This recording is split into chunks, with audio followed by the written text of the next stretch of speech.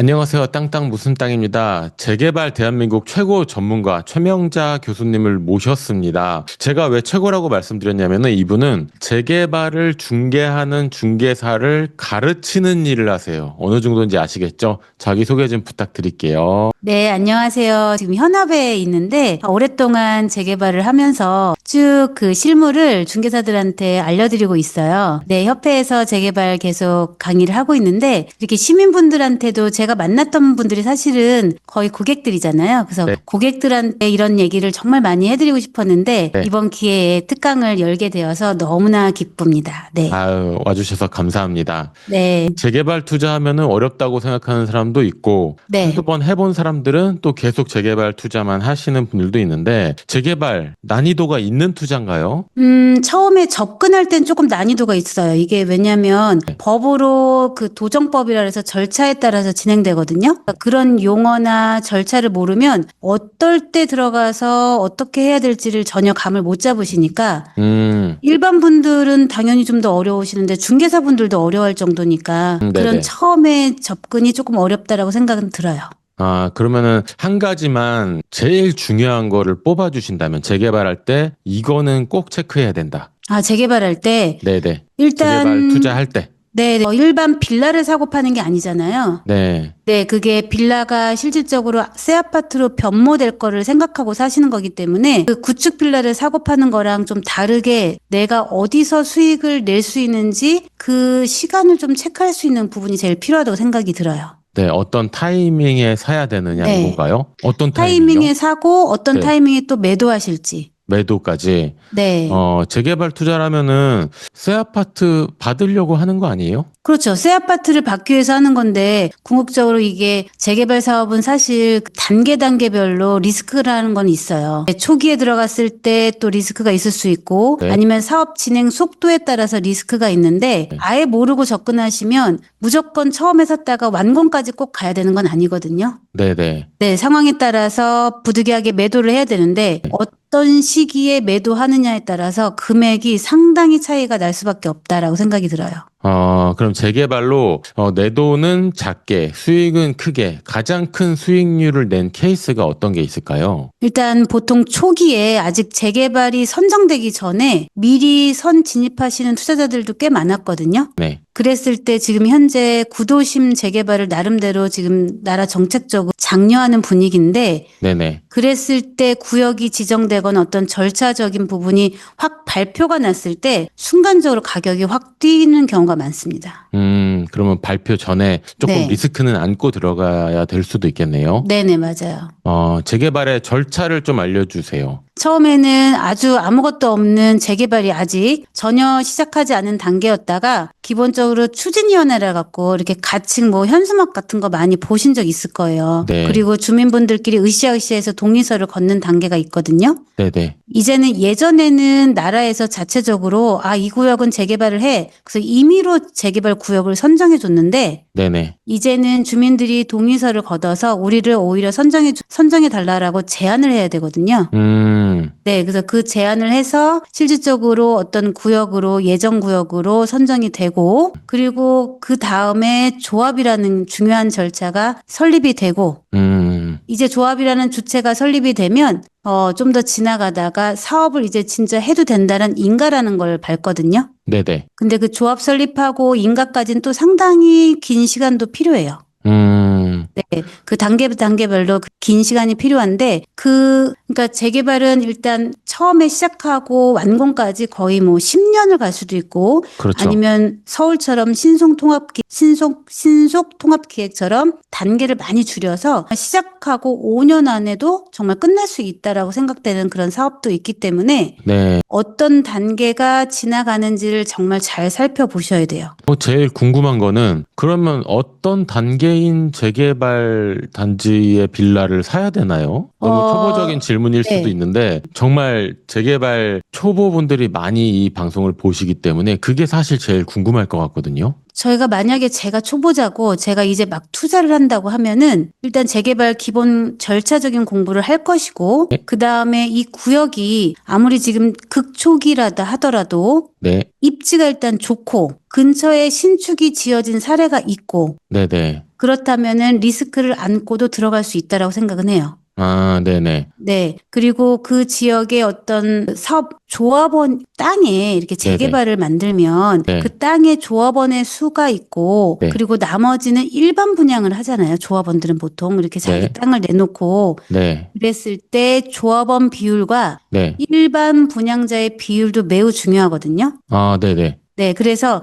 봤을 때 너무 조합원 그 분이 너무 많을 것 같다. 빌라만 너무너무 많다. 이 네. 구역 안에 네네. 주택이 별로 없고 빌라만 너무 밀집되어 있다라든가 한다면 사업성이 조금 낮을 거라고 생각할 수도 있어요.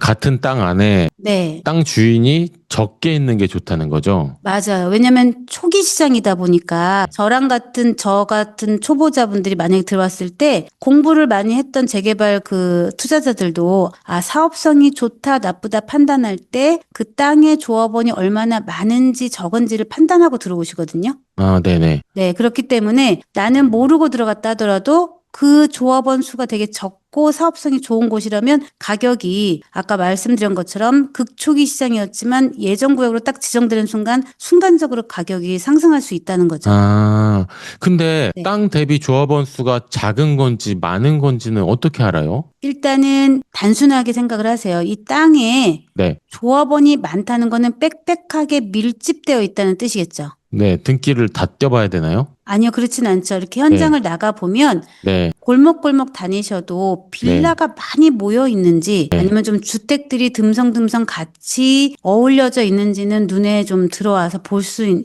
있어요.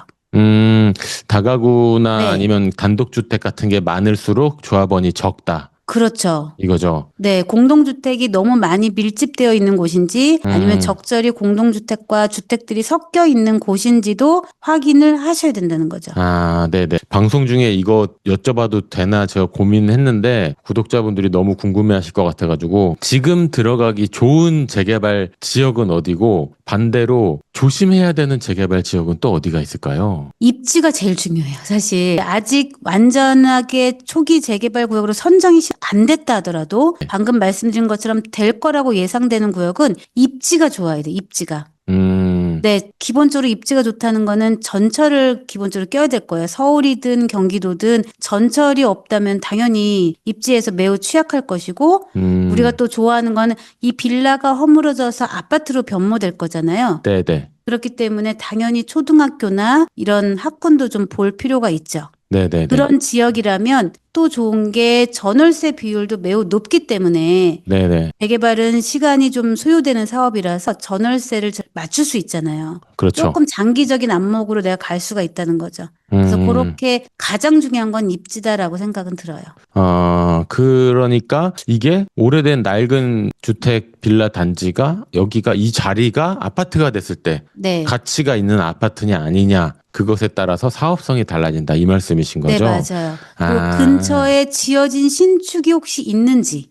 신축이 있으면 가격을 가늠해 볼 수 네, 있으니까. 가격을 좀 예측해 볼 수 있죠. 내 동네 시세를. 네네네. 그러면 재개발 지역을 뭐 어디 뭐 예를 들어서 인천 무슨 동을 갔다라고 했을 때 이렇게 둘러보고 뭐 현수막 같은 거 보면서 진행 단계 보고 이렇게 볼 텐데 네. 어떤 거를 좀 중점적으로 봐야 여기가 속도감 있게 가는구나 이거를 좀 알 수 있나요? 일단은 인천은 아예 극초기 시장이라면 예정 네. 구역이고 극초기 시장이라면 네네. 전철에 딱 붙어 있는 거를 투자를 하시기를 권해드리고 아, 네네. 네, 그리고 어느 정도 사업이 진행된 단계예요. 사업 시행 인가까지라는 큰 산을 넘었음에도 불구하고 네. 아직 가격이 생각보다 프리미엄이 매우 적다면 조금 장기적인 안목으로 한 2년, 3년 묵혀둘 수는 있다고 생각은 드는데 중요한 거는 사업 시행 인가가 나오고 나서 네네. 내 집에 대한 평가를 할 때가 도래하거든요. 그렇죠. 그런데 터무니없이 비싼 가격으로 내가 살 수도 있어요. 잘못 알고 있으면. 평가를 잘못 해석하면은 네, 왜냐하면 전반적으로 재개발 구역은 평가가 되게 야박하게 나와요. 네네네. 조합원 입장에서는 야박하게 나올 수밖에 없는 구조기 때문에 그런데 매수하시는 분들이 그거에 대해서 전혀 조금도 고려하지 않거나 아니면 잘 모르고 계신다면 그냥 시중에서 나와 있는 매물 가격이 중개사가 이 가격이다라고 하니까 이게 타당한가라고 생각하실 수 있거든요. 네네. 근데 내가 자체적으로 적어도 기준점을 잡고, 아, 이 평가 금액이 이 정도 나올 것 같은데 매매가는 이 정도구나라고 생각하실 정도의 어떤 지식을 좀 갖고 계신다면 훨씬 저렴하게 사실 수 있어요. 아, 그 부분이 좀 어려우면서도 제일 네. 중요한 부분이네요. 네. 그 부분이. 네, 한 예를 들어서 네. 최근에 이제 부평구에 있는 곳이 한 구역은 사업시에 인가가 났고 네? 그 옆에 구역은 지금 사업시에 인가 나고 평가 금액까지 나온 상태거든요. 네네. 그런데 평가 금액 나오기 전에 매매됐던 사례를 봤더니 생각보다 평가 금액이 낮게 나왔음에도 이제 결과론적으로 낮게 나왔는데 네. 그거를 예상하지 못하니까 최근에 그 평가 금액 나오기 전에 산 사람들은 높게 적어도 3천만 원 이상 높게 매입을 하셨다는 거죠. 그러면 평가 금액이 아직 안 나왔는데 평가 금액을 예상해보고 가격 흥정을 하고 뭐 이런 거를 하는 노하우가 있을까요? 그거는 지금 요 특강 요 때는 네, 말씀 어렵고 지금 말씀드리기 아마 어렵고. 네네 특강에서는 요 네네. 정도로 예측할 수 있다라고 말씀드릴 수 있을 것 같아요. 왜냐면 그게 제일 중요한 것 네. 같아요. 왜냐면은 다른 중개사님들도 재개발을 오래 하지 않았을 수도 있거든요. 네. 그래서 인천시 전체적으로 요 정도 평가 금액이 나왔다라는 어떤 그 기본적인 어떤 통계치를 알고 계시지 못할 수도 있어요. 그렇죠. 근데 그거는 중개사 잘못은 아니잖아요. 네. 네네. 평가 금액은 평가 기관에서 하는 거기 때문에 네네. 그래서 그런 부분을 좀 알고 접근하시는 거랑 모르고 접근하시는 거는 가격을 매우 다르게 매입할 수밖에 없다라고 생각은 들어요. 아, 네. 오늘 재개발 관련해서 정말 많은 것을 이제 말씀해 주셨는데, 들으면 들을수록 점점 더 궁금해지는 게 많거든요. 예를 들면 이런 거, 재건축이랑 비슷하잖아. 이렇게 생각되기도 해요. 재건축이랑은 뭐가 다른 거죠? 재건축은 지금 우리 서울에서도 마찬가지잖아요. 재개발된 사례보다 재건축으로 진행되는 사례가 더 생각보다 늦어요. 왜냐하면 재건축은 기본적으로 아까 공동주택이 많은지 주택들이 섞여 있는지 많은지를 봐야 된다는 이유가 네. 거기에 살고 있는 조합원 수가 적을수록 좋고 일반 분양이 많을수록 좋다고 말씀드렸잖아요. 네네. 단순하게 보면 재건축은 일단 기본적으로 5층에서 15층, 20층의 높이를 갖고 있는 아파트를 갖고 하는 거잖아요. 조합원 수가 많다. 많고 네. 그리고 안전진단이라는 절차까지 밟죠. 절차가 더 많다. 네, 왜냐하면 네. 나라에서 보는 시각은 재개발은 너무나 낡았어요. 네네. 그리고 길도 나쁘고 상하수도나 어떤 기반시설이 열악하고 부족해요. 네네. 그런데 재건축은 상대적으로 그래도 길도 반듯하고 살만하다. 그렇죠. 살만하기 때문에 더 용적률을 제한하고 더 쉽지가 않은 거예요. 사업성도 재개발 같은 땅을 봤을 때 같은 만약에 100평인데 하나는 재개발이고 하나는 재건축이라면 당연히 재개발이 더 사업성이 좋을 수밖에 없죠. 근데 일반적으로는 재개발은 어렵고 물리고 잘못하면 재건축은 뭐 언제타는 다시 팔 수도 있고 잘 되면은 랜드마크 아파트가 되고 막 이런 거 고정관념이라고 할까? 이런 게 있거든요, 네, 맞아요. 사람들이. 네네. 맞아요. 그러니까 재개발은 재건축보다 조금 어려워요. 네. 왜냐하면 그 재개발 구역 안에는 다양한 물건들이 있죠. 그렇죠. 빌라도 있지만 도로도 있고 무허가라는 존재도 있고 여러 가지 대상물이 다양한데 재건축은 몇 동 몇 호죠. 똑같죠. 똑같죠. 우측도 몇 동 몇 호고 그러니까 전월세도 조금 더 쉽죠. 아무리 낡았어도. 그러니까 투자자 입장에서는 재건축은 이 집하고 저 집하고 변별력은 별로 없죠. 네. 매수할 때도 쉽죠. 네. 당연히 그냥 그 아파트 몇 동 몇 호를 사면 되니까. 그런데 재개발은 다양한 물건 속에서 내가 어떤 물건을 사느냐에 따라서 말씀하신 것처럼 위험한 물건을 잘못하면 매입할 수도 있는 사례가 나올 수 있는 거예요. 큰 기회는 재개발에 있네요, 보니까. 당연하죠. 왜냐하면 재개발은 아주 작은 물건도 있고 어떤 물건에 따라서 입주권을 심지어 2개도 받을 수 있거든요. 그렇죠. 소액으로 할 수도 있고. 네네네. 네. 그리고 재건축은 투가 지역에서 매우 제한을 많이 받아요.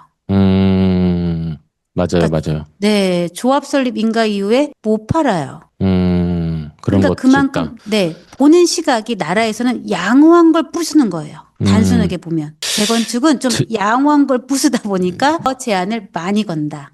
귀에 쏙 꽂혔어요. 양호한 걸 부시니까 뭐 제한을 많이 건다. 네. 그러면 재개발은 조합 설립 이후에도 지위 승계가 되는 건가요? 그렇죠. 재개발은 지금 현재 서울하고 경기도 일부가 투가 지역이잖아요. 네네. 재개발은 재건축하고 달리 나라에서 힘들게 기반시설 만들어주고 이러려면 얼마나 어렵겠어요. 근데 본인들이 그 도시를 재생하는 거잖아요. 한마디로 그 재개발이 되면서 깨끗해지기 때문에 어느 정도 공공의 이익이 있다라고 보는 거예요. 관점이.